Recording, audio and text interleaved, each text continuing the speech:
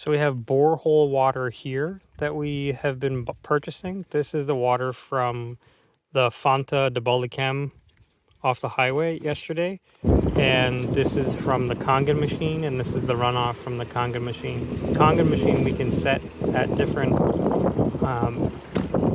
acidity levels. So we were testing, like as a control, when we set it at a certain acidity, does it reflect on the tester here? And generally it did. One thing we were curious about was, is the Fanta de Bolicam water chlorinated? But according to these test strips, which is the last one here, the white one, you know, I've used many chlorine test strips in my life. I've seen them go purple when I'm doing dishwashers.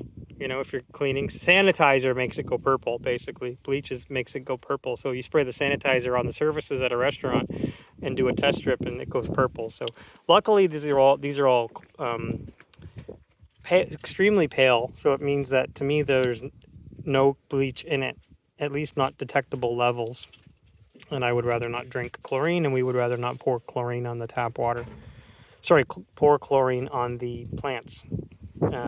What I was looking at was our tap water, and I realized that our tap water also doesn't have chlorine, which doesn't surprise me. And then the Kangen machine, you can see we dialed up the pH intentionally and dialed it down to see what would happen. You can see that these two test strips are completely different. This one? Okay. I heard beeping going off. Yeah, I know. When you were making it, which makes me feel nervous about the levels in there. You're supposed to wait for 15 seconds. I think I submerged it. And then compare to the results here. So we know that there's not going to be chlorine. The Kangen machine isn't going to magically add chlorine. But what it can do is change the pH and alkalinity of the water.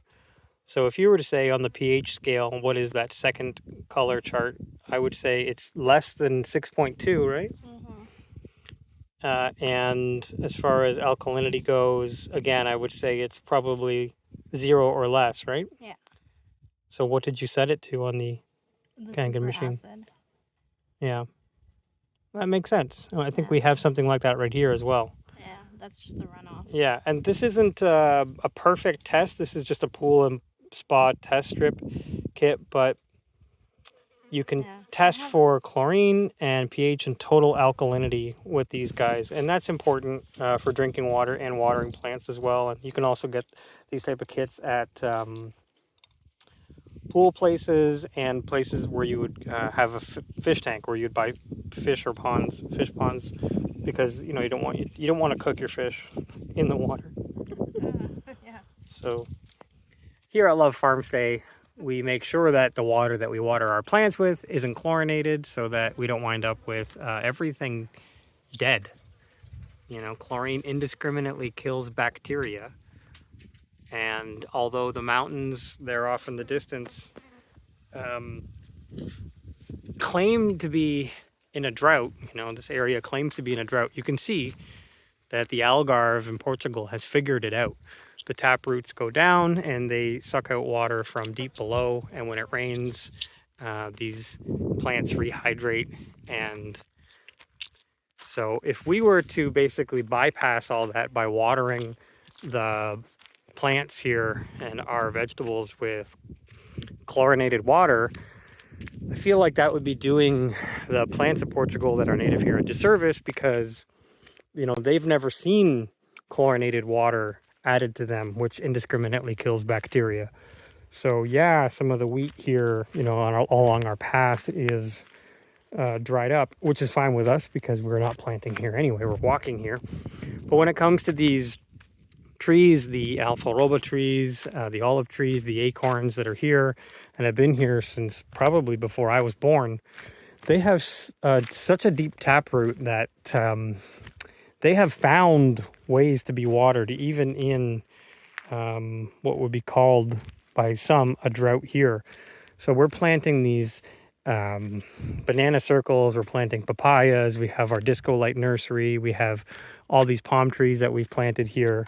But I would say 90% of our farm, we don't even water because it's been grandfathered in. When we moved here, we would say things like, when I first saw Portugal, I would say the land is blessed. You know, like God Himself is watering this land, because how can you simultaneously say that you're in a drought, you know, while looking at green, lush hills? Like, I don't see it watering. I don't see anybody out there watering it. I don't see rain very often here, but these trees have found a way. So the last thing I want to do is dump chlorine on my plants, is what I'm saying. So something to be aware of if you're on the grid and using tap water.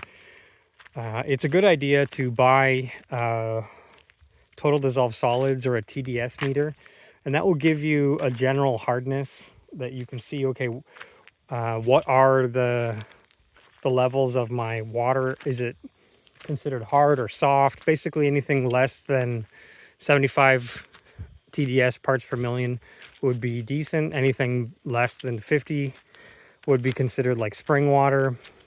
If you get into the 200 to 300 TDS, that's really hard water. And then the other question would be there, what is making the water hard? You would have to test for each individual thing, like you just saw us doing, to really get a grip on what exactly in the water. And when all else fails, you should know that you have pharmaceuticals in your tap water.